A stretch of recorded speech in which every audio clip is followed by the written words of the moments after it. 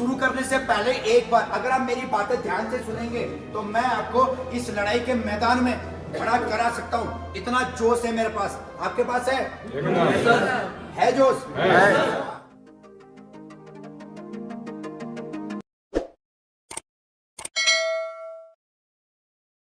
एक बार फिर से स्वागत है आप सभी का अपने चैनल पर। जैसा कि आपने पिछले 2 एपिसोड्स में देखा कि हम 4 दिन का सफ़र करके लखनऊ से लेह सिटी तक पहुंच गए हैं और अब बारी है लेह लद्दाख को एक्सप्लोर करने की। तो अपने आगे के सफ़र की शुरुआत हम करते हैं लेह सिटी को एक्सप्लोर करने से। तो आगे देखिए कि इस अद्भुत दुनिया के अनोखे शहर में क्या क्या है जो अपनी आंखों को आश्चर्य से भर देगा। तो शुरू करें।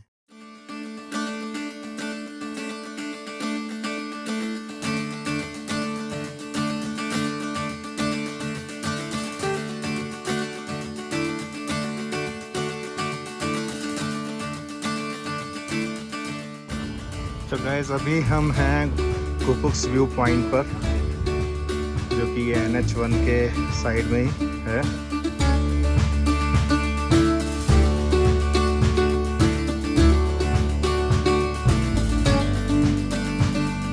तो पीछे एक चेक पोस्ट था जहाँ पे अपने को परमिट दिखाना पड़ा था। तो एक्चुअली हमने रात में अपने होटल पे ही परमिट बनवा लिया था और 2 लोगों का कुछ 1200 रुपये लगा है, 600 रुपीज़ पर पर्सन। तो उस परमिट में क्या है कि आप लेह लद्दाख में जितने भी पॉइंट्स हैं वो सारे कवर कर सकते हैं।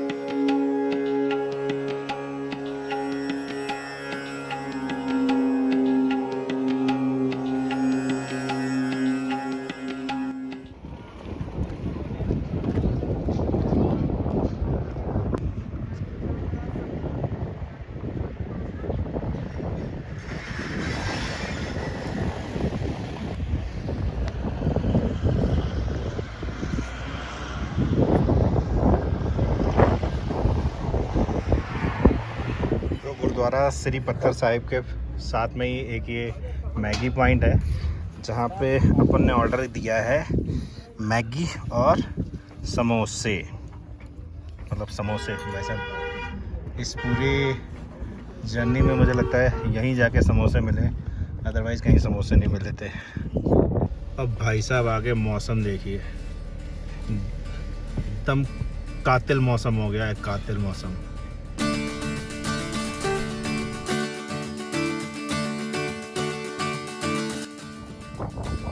तो गाइज ये है ज़ांस्कर रिवर और इंडस रिवर का कॉन्फ्लुएंस। ज़ांस्कर नदी इंडस नदी की ही एक सहायक नदी है जो कि हिमालय रेंज के उत्तर पूर्व क्षेत्र से निकलकर पूरे लद्दाख में बहती हुई इस जगह यानी कि नीमू एरिया में आकर मिलती है। और दूसरी तरफ इंडस नदी जो कि पहले सिंधु नदी के नाम से जानी जाती थी, पश्चिम तिब्बत में कैलाश पर्वत से निकलकर लद्दाख और कश्मीर होती हुई पाकिस्तान तक जाती है और उसके आगे कराची के एक बंदरगाह पर जाकर अरब सागर में मिल जाती है। तो अभी हम पहुंच गए हैं मैग्नेटिक हिल और ये देखिए the phenomena that defies gravity, park your vehicle in the box marked with paint on the road and experience the wonder. ये जो पॉइंट है ये येलो लाइन मार्क की गई है, ये येलो वाइट। ये जो पर्टिकुलर बॉक्स है इसमें अगर आप गाड़ी खड़ी करते हैं तो आपकी गाड़ी मतलब बिना किसी एक्सीलेटर उसके चलती है। तो यहाँ से गाड़ी मतलब हमने कुछ भी नहीं, गियर एक्सीलेटर कुछ भी नहीं है, और गाड़ी अपने आप पीछे जा रही है। वो ग्रेविटी और जो भी वो फिनोमिना है वो उस बॉक्स के अंदर ही पर्टिकुलर अगर आप गाड़ी खड़ी कर रहे हैं तभी कुछ लगा है, अदरवाइज आगे दाएं बाएं पीछे तो कुछ नहीं है। वैसे तो लद्दाख आना ही अपने आप में कई ऑफ रोडिंग ट्रैक्स को कंप्लीट करने जैसा है, पर यहाँ आकर आपने किसी सैंड ड्यून में इस तरह की ऑफ रोडिंग नहीं की तो भी आपका लेह लद्दाख का मज़ा थोड़ा अधूरा ही रह जाएगा।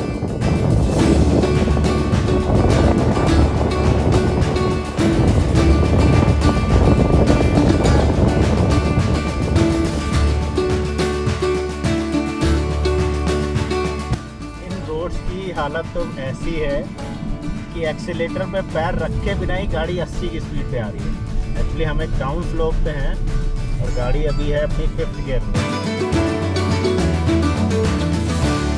तो भाई साहब यहाँ एंट्री करते ही एक लग गया है टोल 50 रुपए का। तो ये जो टोल है ये जाते समय नहीं लगता है, बट हाँ वापसी आते समय लगता है। कोई नहीं जी। अच्छा, ये वही पॉइंट है जहाँ पे हमको अपना परमिट चेक कराना पड़ता। हम चल दिए हैं शांति स्तूप की तरफ। एक्चुअली में वॉर मेमोरियल तो बंद था, फिर एक बार को आइडिया आया कि होटल वापस चले। फिर सोचा होटल जाके भी क्या करेंगे, जब तक जो घूम सकते हैं वो घूम सकते हैं। तो लद्दाख शांति स्तूप।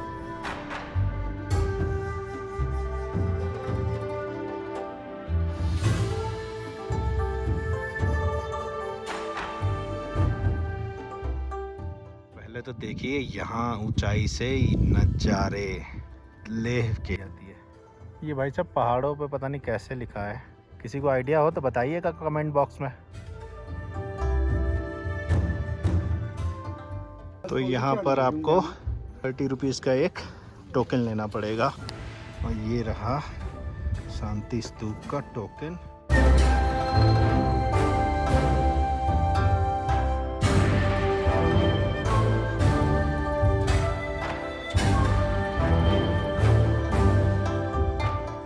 इस शांति स्तूप को 1991 में जापानी बौद्ध और पीस पैगोडा मिशन के द्वारा बनवाया था। पीस पैगोडा का निर्माण विश्व शांति तीर्थ स्थलों के रूप में शुरू हुआ था, जिसमें कि पहला पीस पैगोडा का उद्घाटन 1954 में जापान के कुमामोटो शहर में हुआ था। और ये शांति स्तूप केवल अपने धार्मिक महत्व के कारण ही नहीं, बल्कि यहाँ से मिलने वाले पैनोरामिक व्यू के लिए भी जाना जाता है। ये है लेह सिटी। तो शांति स्तूप के दर्शन हुए कंप्लीट।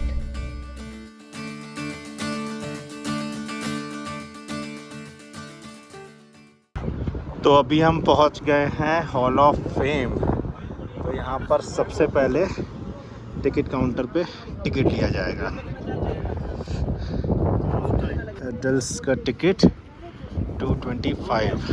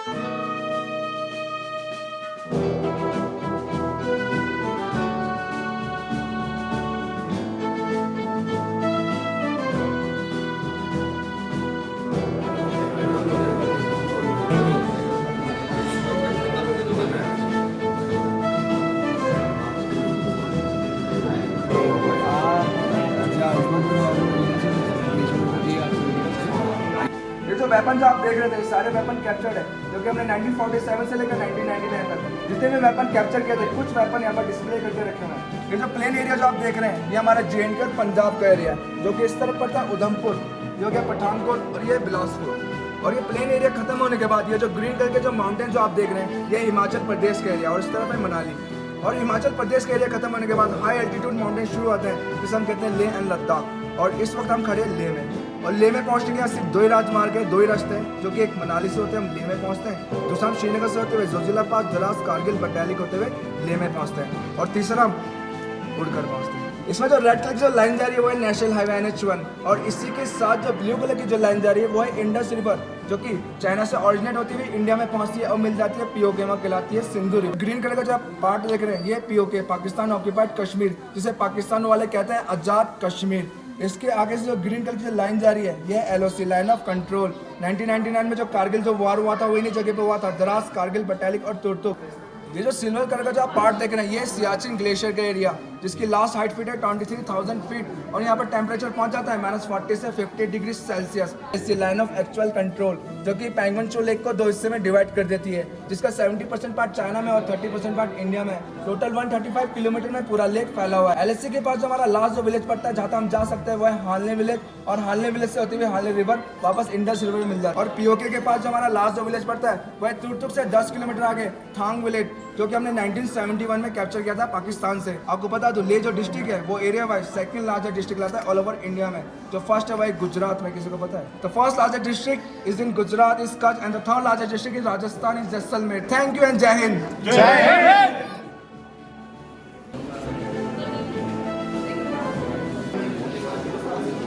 गलवान घाटी में जो शहीद हुए थे 2020 में 20 जने जवान हमारे शहीद हुए थे वो आज के दिन हुए थे। तो 20 जवान गलवान में चाइना के साथ मुक्ति करते हुए। तो ये नाम पे क्या है, हम क्या करेंगे 10 सेकंड का मौन धारण करेंगे। कर सकते हैं? बिल्कुल। चलिए शुरू कीजिए। शुरू करने से पहले एक बार अगर आप मेरी बातें ध्यान से सुनेंगे तो मैं आपको इस लड़ाई के मैदान में खड़ा करा सकता हूँ। इतना जोश है मेरे पास। आपके पास है? है जोश? तो ठीक है, एक सर बोलेंगे भारत माता की, बाकी बोलेंगे जय। आज आपको पहले मैं जोश ही देख लेता हूँ, फिर भारत माता की जय। भारत माता की जय। जोश ठंडा कर दिया आपने। भारत माता की जय एक ऐसा वर्ड है जो पूरे हिंदुस्तान में क्या वर्ल्ड में भी पॉकेट में हाथ डाल के या बांध के नहीं बोला जाता। कैसे बोला जाता है? हाँ, तो फिर जोश गर्म कीजिए। भारत माता की जय। भारत माता की जय। करते सियाचिन कारगिल गैलरी में आप सभी का मैं हार्दिक स्वागत करता हूँ। इस कोने से लेकर वो लास्ट कोने तक 99 में जो वार हुआ था उसके दौरान जितने ऑपरेशन हुए उनकी सारी संपूर्ण जानकारी आपको ऐसे फोटो से दी जा रही है। आप देख सकते हैं, पढ़ सकते हैं। आपके पीछे सियाचिन ग्लेशियर, सियाचिन में एक जवान कैसे सर्वाइवर करता है, कैसे रहता है, उसके बारे में संपूर्ण जानकारी आप हमसे बाद में कुछ भी पूछ सकते हैं जो कि आपकी समझ में ना आ रहा हो। सामने शोकेस में रखे हुए कुछ एक वेपन्स हैं, वो वेपन से पाकिस्तान के 99 के वार में इंडियन आर्मी ने उसको कैप्चर किया था। प्लीज जो रेड लाइन देख रहे हैं इसमें आप, ये रोड है, कोई कच्ची रोड और कुछ पक्के रोड जिसमें नेशनल हाईवे भी शामिल है। जो ब्लू कलर से आपको दिखाई दे रहा है ये रिवर है, कुछ छोटे रिवर और कुछ बड़े रिवर। 2 रिवर आ रहे हैं चाइना से, इंडस रिवर और सिंगो रिवर जो चाइना से होता हुआ इंडिया की तरफ आ रहा है, और एक आ रहा है लास्ट में पीओके से सिख आरा रिवर जो पीओके से घूमता हुआ वो भी इंडिया की तरफ आ रहा है। 99 के वार से पहले इंडिया और पाकिस्तान के बीच में एक एग्रीमेंट, एक समझौते में सिग्नेचर साइन हुए थे कि ज्यादा बर्फ पड़ते समय यानी विंटर्स के दौरान में कोई भी सेना ऊपर पोस्टों पे नहीं चढ़ेगी, ना इंडियन आर्मी और ना ही पाकिस्तान के रेंजर्स। उनको रेंजर्स बुलाता है। क्या बुलाता है? रेंजर्स। एग्रीमेंट के हिसाब से इंडियन आर्मी नीचे बेस में डाउन हो गया, एग्रीमेंट के हिसाब से। लेकिन पाकिस्तान ने ऐसा नहीं किया। पाकिस्तान ने छुपते छिपाते धीरे धीरे हमारे कुछ एक पोस्ट ऑक्युपाई करके रख लिए। जब हम एग्रीमेंट के हिसाब से नीचे बेस में डाउन हो चुके थे, वो कौन से पोस्ट आप देख सकते हैं? तरास में .4875 टाइगर हिल, 5140 टोलोलिंग, नेक्स्ट कारगिल में 5608 कक्सार मजदास, और बटालिक के कुछ एक सेक्टर जैसे जुब्बर हिल्स, मुंटडालो, खालूबर और यलदौर।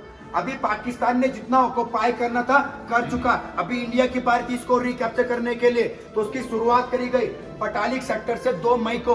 कितने मई को? 2 मई।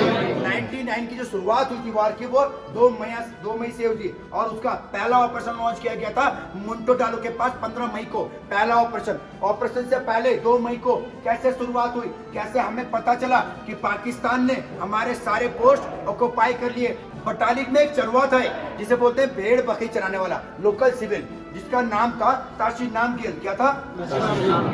जब वो अपने भेड़ बकरी चराते चराते मुंट्रोल के पास में गया, वहाँ पे कुछ एक लोगों की उसने हरकत देखी। 7 से 8 लोग पठानी सूट पहने हुए लंबे चौड़े पत्थर से वहाँ पे बंकर बना रहे थे। जब उसने कंफर्म कर लिया कि जो बंकर बना रही है वो इंडियन आर्मी नहीं है, तो नीचे बटालिक में आके उसने इंडियन आर्मी को इंफॉर्मेशन दी, जो एग्रीमेंट के हिसाब से नीचे बैठी हुई थी। उनको बताया गया कि सर मैंने मुंट्रोल के पास कुछ एक लोगों की हरकत देखी है। ऐसा सुनने के बाद इंडियन आर्मी ने अपनी हरकत तेज कर दी। उन्होंने एक पेट्रोलिंग टीम बनाई जिसमें 1 अफसर और 10 जवान शामिल थे। टोटल 11 जने की टीम, जिसमें कमांडर का नाम भी आपने सुना होगा, कैप्टन सौरभ काले साहब का नाम। जब वो 11 के 11 वहां मुंट्रोल के पास सर्च करने गए, लेकिन वो 11 के 11 वापस नहीं आए। जब वापस नहीं आए तो वहां पे वो ऑपरेशन और जो वार, जो 19 का कारगिल वार जिसके बारे में आपको आज बता रहा हूँ, वहां से उसकी शुरुआत हुई थी। और उसका पहला ऑपरेशन, जिस ऑपरेशन का नाम था ऑपरेशन सफेद सागर। सफेद सागर इसलिए रखा गया वहां पे नाम, ज्यादा हाइट होने के कारण एयरफोर्स और इंडियन आर्मी ने मिलके वहां पे ऑपरेशन लॉन्च किया, उसको सक्सेस बनाया। और पाकिस्तान ने जितने भी बटालिक सेक्टर के जगह जमीन पोस्ट को ऑक्युपाई करके रखे थे, हमारे उसको रिकैप्चर कर लिया। 4 के 4 आप देख सकते हैं। दरास में टोलोलिंग सबसे ज्यादा इंपॉर्टेंट था, क्योंकि एक नेशनल हाईवे जा रहा है जो जिला से दरास, कारगिल, लेह लद्दाख, सियाचिन। अगर पाकिस्तान टोलोलिंग में कैप्चर कर लेता तो आज जहाँ पे हम सब लोग खड़े हैं वहाँ पे कौन होता? पाकिस्तान। कौन? पाकिस्तान। आप लोग चाहते हैं ऐसा? नहीं। इसीलिए यहाँ पे एक ऑपरेशन लॉन्च किया गया, जिस ऑपरेशन का नाम था ऑपरेशन ओपी विजय, जिसमें .475 टाइगर हिल 5140 टोलोलिंग शामिल थे। आपने एक लेटेस्ट में मूवी देखी होगी भी आई थी, कौन सी?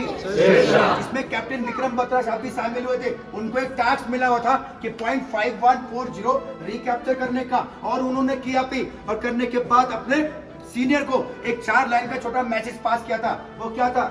ये दिल मांगे मोर। क्या था वो? ये दिल मांगे मोर। उसके बाद उनको नेक्स्ट टास्क मिला .4875 को रिकैप्चर करने का। नेक्स्ट टास्क मिला, रिकैप्चर तो हुआ, लेकिन करते करते वहां पे वो शहीद हो गए। शहीद होने के बाद जो उनके साथ में बची हुई सेना थी, उन्होंने बाद में सारा का सारा ये रिकैप्चर कर लिया था। 5608 कक्सार और बजदास में लास्ट में एक ऑपरेशन लॉन्च किया गया, जिस ऑपरेशन का नाम था ऑपरेशन तलवार। ये ड्यूरेशन वार का फाइट का 2 मई बटालिक से शुरू हुआ था और 26 जुलाई जाके कारगिल में खत्म हुआ। पाकिस्तान ने जितने भी जगह जमीन पोस्ट को ऑक्युपाई करके रखे थे हमारे, उसको रिकैप्चर करने के लिए इंडियन आर्मी को कम से कम 3 महीने का टाइम लगा। लेकिन इस 3 महीने के दौरान में सारा का सारा रिकैप्चर कर लिया गया। पाकिस्तान यहाँ से एक टुकड़ा भी अपने साथ नहीं ले गया। इस देश की सीमा को बचाने के लिए 527 माओ के शेरों ने अपनी बलिदान दिया था। इसलिए हम लोग इंडियन आर्मी 26 जुलाई को विजय दिवस मनाते हैं। Thank you. जय हिंद। और इस जगह में प्रवेश करने के बाद शरीर में एक अलग तरह की ही ऊर्जा का संचार भर गया है। यहाँ देश आज़ाद होने के बाद से अब तक भारत के, पाकिस्तान और चाइना से जितने भी युद्ध हुए हैं, उनका एक सार संक्षेप में वर्णन यानी कि समराइज्ड स्टोरी है। और जवानों के द्वारा बताया गया इतिहास शरीर के रोम रोम में एक रोमांच और जोश भर देता है। और यहाँ आकर ही पता लगता है हमारे जवान सियाचिन के बर्फीली इलाके में किन किन मुसीबतों का सामना करते हुए अपने देश की रक्षा करते हैं। अगर आपको भी इस जोश और रोमांच से अपने आप को भरना है तो एक बार यहाँ ज़रूर आइए। और हाँ, कमेंट बॉक्स में ज़रूर बताइएगा कि कौन कौन यहाँ आना चाहता है। तो गाइज हॉल ऑफ फेम की विजिट हुई कंप्लीट। मतलब अल्टीमेट एक्सपीरियंस, मतलब ऐसा एक्सपीरियंस शायद आपको मूवीज़ देख के या वैसे ना आए, बट यहाँ पे लिटरली मस्ट विजिट प्लेस है।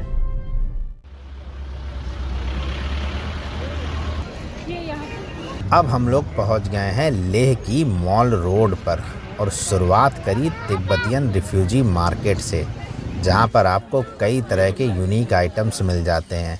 और उसके साथ ही लद्दाख फेमस है अपने पश्मीना कपड़ों के लिए। तो हमने भी लगे हाथों पश्मीना की खरीदारी कर ही ली। हमने ये हिमालयन पश्मीना हाउस है, यहाँ से पश्मीना की 2 शॉल्स खरीदी हैं। और आपका क्या नाम है? शफीक। तो शफीक भाई अपने साथ हैं। ये शफीक भाई की शॉप है, सूट है और हमारे पास एंटीक्स भी है। शफीक भाई कब से अपनी ये दुकान है यहाँ? हमारा पहले इधर दादाजी आ रहा था। अच्छा। दादाजी, फिर उसका बेटा, फिर हम लोग जब बड़ा हुआ फिर हम लोग को सौंपा ये काम। तो अभी मुझे एक चीज़ ये बताइए, पश्मीना अपने पास कितने से लेके कितने तक की वैरायटी है? हमारे पास पश्मीना स्टार्टिंग है 3000 से 2.5 लाख तक। 2.5 लाख तक। 2 लाख तक जामा भी है, कानी जामा भी। ओके, तो गाइज बहुत सारी वैरायटियाज़ हैं यहाँ पे। अगर किसी को पश्मीना से रिलेटेड कुछ लेना हो तो वो यहाँ आ सकता है।